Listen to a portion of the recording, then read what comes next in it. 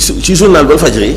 dafa bindaale def photo Serigne Moustapha ak Ousmane Sonko voilà mu may ma sax nag benn 1 minute bu ma wax damaa nekk Tivaouane ñibbiseegu ma am ay nit yu bind ci seen ay post ay journal ay journalistes de ay site internet que lan mooy doon position Mamadou Mansour Diop bu ñëwee nii ñañ man ce que je dis du pression kenn mooy tax ma wax ko man Moustarchid laa gëm projet bi pour Sénégal soxali ko dañuy xaar pour ma wax. waxuma oui ma waxuma parce que man maa dundul ci pression kenn.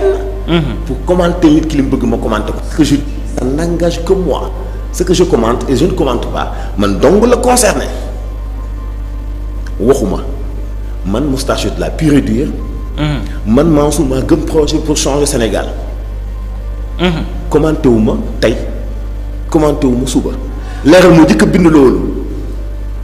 bu ngeen amee lu ngeen di régler yéen da ngeen bëgg a xam ba xam Moustarchid la vraiment Moustarchid loolu assumé leen ko man Moustarchid la pure et dure xonq cooy. mais commenté wu ma parce que c'est pas à vous de me dicter seen loi et di ma wax man lan laa war a commenter xool commenté wu ma tous. waaw commenté wu ma tous. te xoolal lu xew Sénégal ma commenté ci mais commenté wu ma foofu.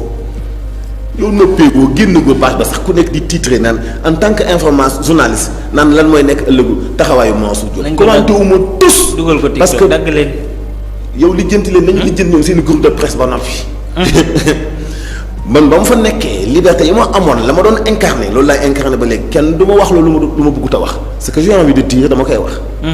li ma am envie gëm ko dama koy gëm li ma am envie défendre ko dama koy défendre lu ma amul envie défendre parce que waruma koo défendre. man du ma ñebbe de du ma dugg ci cin yëpp de. Khalifa man du ma ñebbe du ma dugg ci cin yëpp. bis ma ko waxee commenté du ay site ñoo may wax naa ma commenté ko wala ay leeral point net ak ay nangam point sn. commenté wu ma tous yóbbu leen boobu continuer ci beneen journal. ak ñuy commenté dañu bare ñu bëgg la ci xalaat yow. yóbbu ci beneen journal. wala wuyu ma ku may xaar ma commenté di nga fa may xaar di nga fa maxee.